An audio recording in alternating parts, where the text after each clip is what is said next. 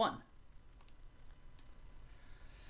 Hello, VGM Together Twitch land. I'm dannymusic, and I am excited to be performing on the Theremin for you all. So, what is a theremin, you might ask? It is this instrument right in front of me. It emits an electromagnetic field such that the right hand controls pitch, so the closer I am to here, the higher the sound. The farther away my left hand is from the other antenna, the louder the sound. So you got pitch and you got volume, and those are pretty much the two ingredients that you need to make music.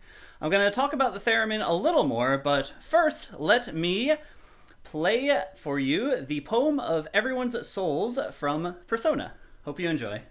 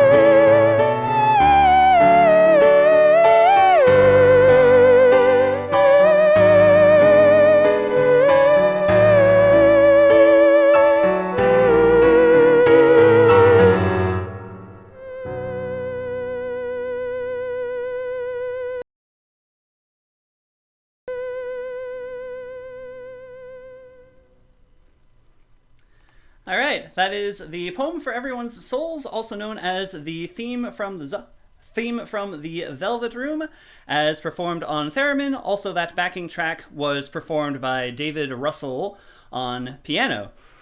So, welcome! Meet the Theremin! Here it is! I'm playing it. It's right in front of you. Okay, so as I mentioned before, the way that it works in general is that the Theremin is controlled almost entirely without contact. What I'm doing by contacting it now is actually muting it. It's one of the first electronic instruments to be invented, and it technically fits the definition of an analog synthesizer. And it's one of the only instruments that is to be played without physical contact. So right hand controls pitch, left hand controls volume, and with that you got pitch and volume, and you got basically the two ingredients that you need in order to make music.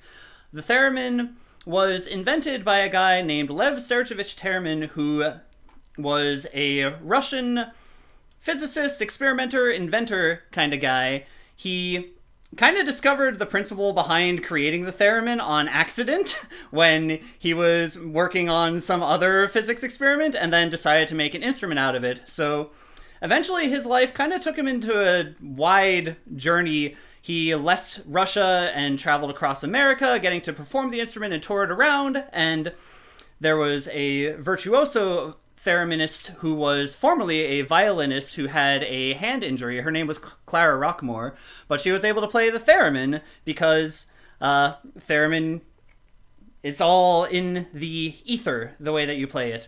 So Lev Sergeyevich Theremin, also known as Leon Theremin, he kind of envisioned it as the instrument of the future that like everyone would start learning in a similar way to a violin. You would just have electronic music, electronic instruments on stage the way you would in an orchestra setting.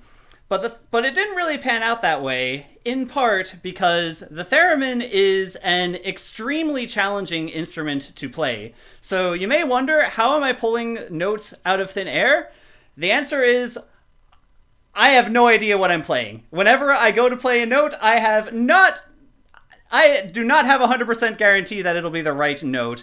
It is a very temperamental instrument to play. There aren't really ways of defining exact pitches the way there are frets on a guitar, or strings on a violin, or keys on, or valves on a trumpet, keys on a keyed instrument, stuff like that. The theremin, you really just have the air around you, and because it operates so much on physics, like the temperature of the room and the temperature of your body, the temperature of the instrument itself, are all things that can vary the sound, vary where the notes are in physical space. So, basically, my way of practicing it is I got gradually better at guessing over time while playing along with songs and pieces that I know pretty well. The other thing that makes theremin particularly challenging is that, just like with a violin, as you get higher pitches higher up on the strings, the notes get closer together. That is the same with the theremin as well. So if I'm going to play an octave in the lower register,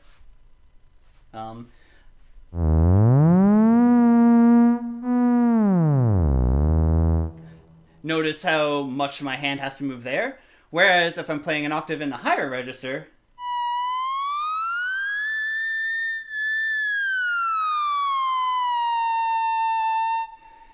the distance is a lot less in comparison.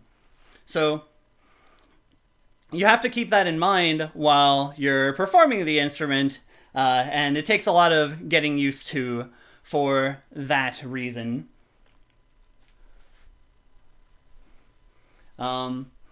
So other theremin playing techniques, you might notice as I'm playing that I'm actually shaking my hand slightly. That is to add vibrato onto the notes. And you also might notice that I'm moving my hand about in different positions. That's basically to try to remember where a note is in the physical space. So if I hit this note, but I know I need to come back there later, then if my hand is open, I can move it to a closed position, and I'll get roughly back on track. You notice I didn't even get that one exactly right. Again, it's a hard instrument to play. So, yeah, theremin is a different instrument to play. There are some advantages to playing it. It is basically as pure of a sound as you can get. You have a lot of control over such elements as dynamics for that reason, and it can be very expressive in that way. You do have a lot more direct control of your vibrato just based on how much your hand is shaking, basically, which is like, speaking as someone who was once a vocalist and took vocal performance lessons, having control of vibrato is actually like very difficult to get. But for theremin, it's relatively easy because you just have it.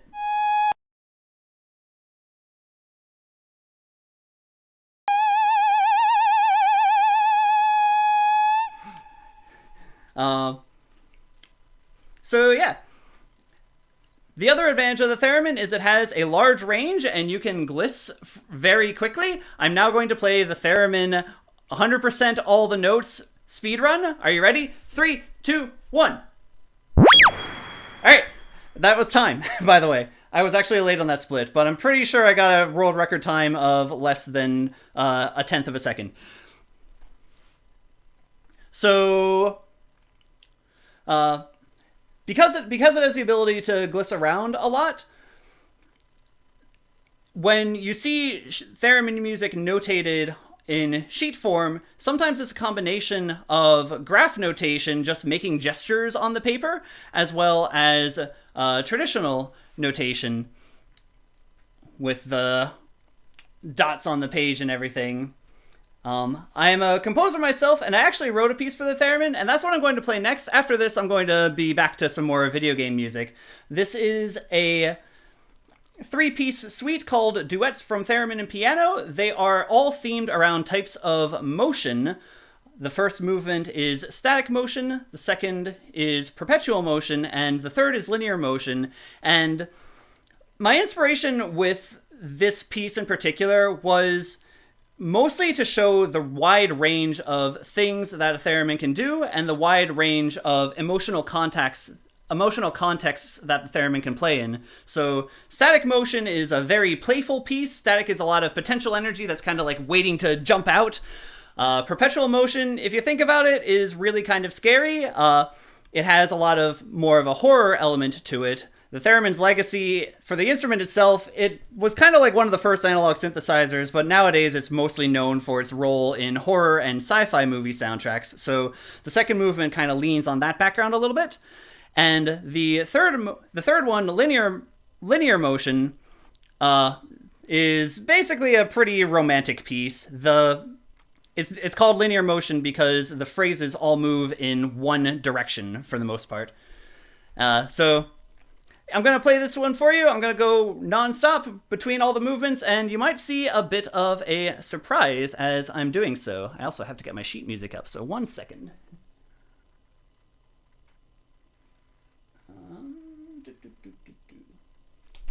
Okay. All right, meet you at the end.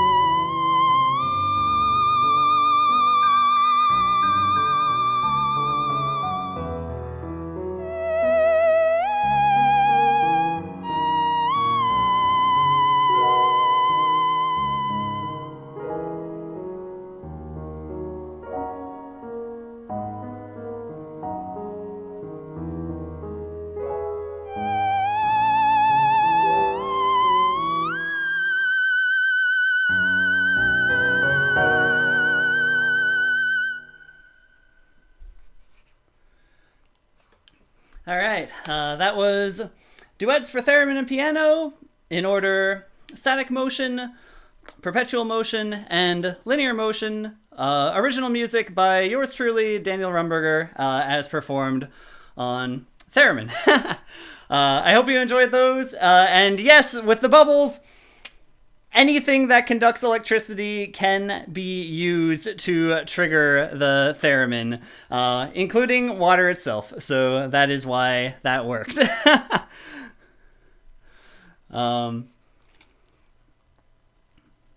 Yeah.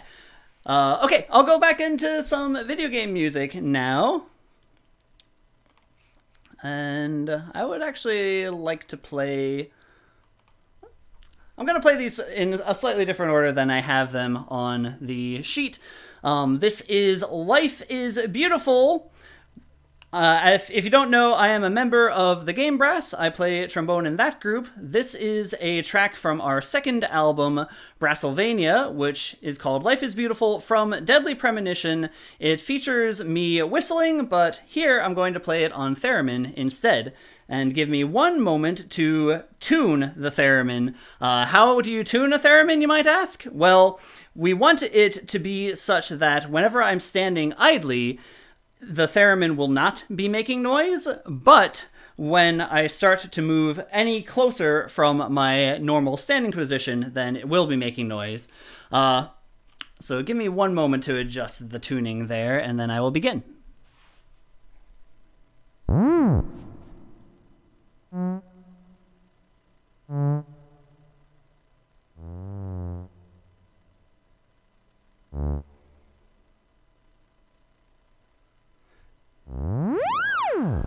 All right.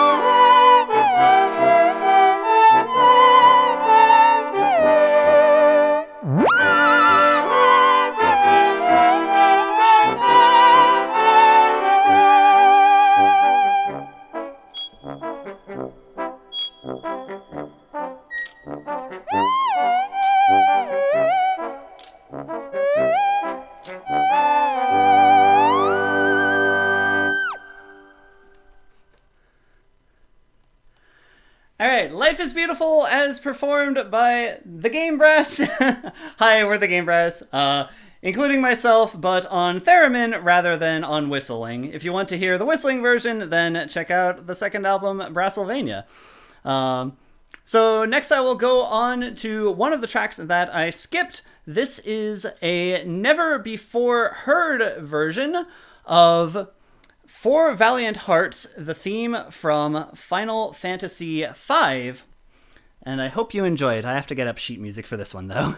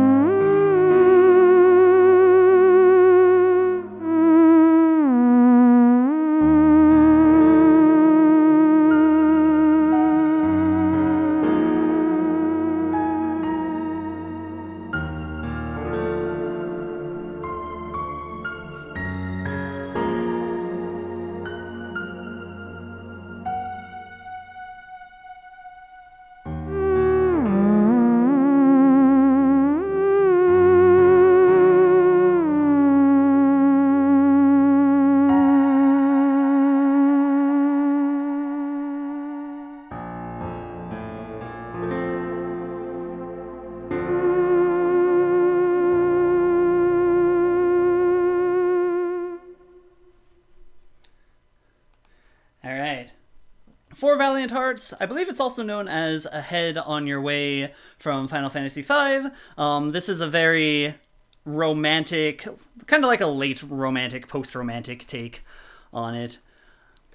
To fit the ethereal theremin dreamscape sound. So one thing that you might have noticed about the theremin is the ability to sustain notes is entirely dependent on my ability to remain perfectly still. So as long as I can just like stay in the same position for a long amount of time, then I can hold a note theoretically as long as I want. When you're in a performance setting, being able to hold that same position when a very minute change in your position can cause dramatic changes in the pitch, it's actually a little bit harder than it sounds. So, I will do my best on all of them. So let's see, what are we looking at for time? 6:34. Perfect. Okay. I will play another Final Fantasy track then, and then I will play another theme that had not been heard before. So from Final Fantasy X, this one is Suteki da Ne, and this was also recorded with real instruments. It is a woodwind septet as well as a brass quintet known as the Game Brass. The woodwind septet consists of Lauren the flute on flute, Brookford on oboe, Kristen Nigus. Oh no, Brookford's on an English horn. Kristen Nigus is on oboe. Soundol is on clarinet. Lori Sinjajewski is on bass clarinet. Sean Shafiansky is on alto sax. And Bassoonify is on bassoon. I think I actually got everyone. Okay, here we go.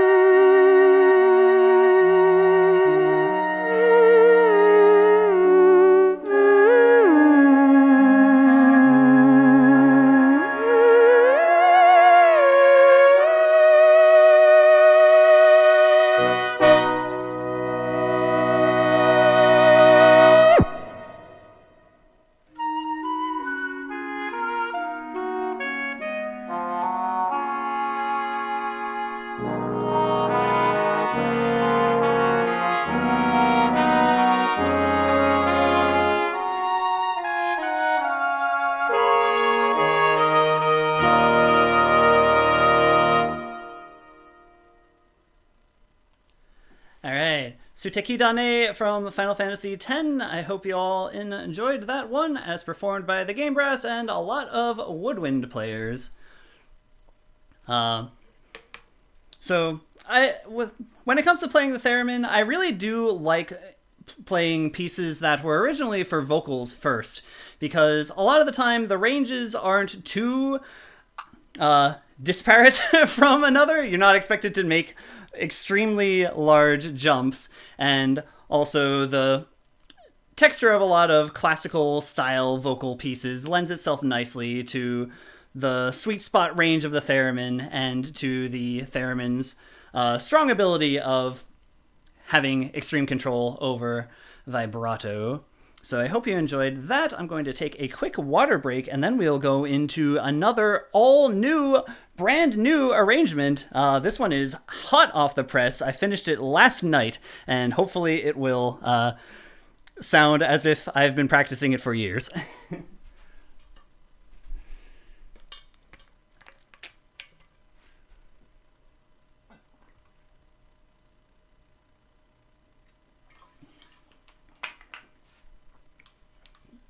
Okay. So, one of my favorite games to come out last year, one of my favorite games of all time, actually, is Inscription, which is a Daniel Mullins game. If you haven't played it yet, I highly recommend you play it. It goes better off if you don't really know what you're getting into, so I won't talk about it too much. But this is the theme.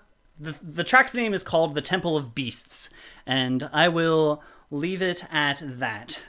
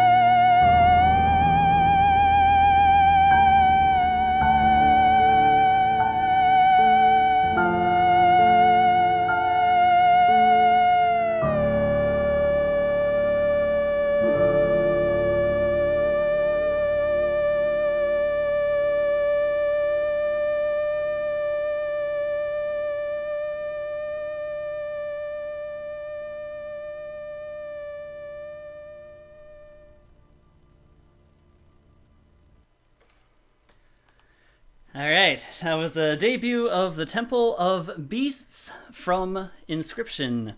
Hope you enjoyed that one. I won't talk about that game other than to say that I highly, highly recommend it.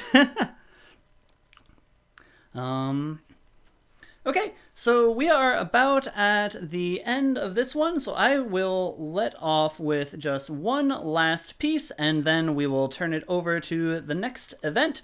The last panel, we talked a little bit about the Earthbound Beginnings soundtrack. Here is Bein' Friends on piano. Hope you enjoy.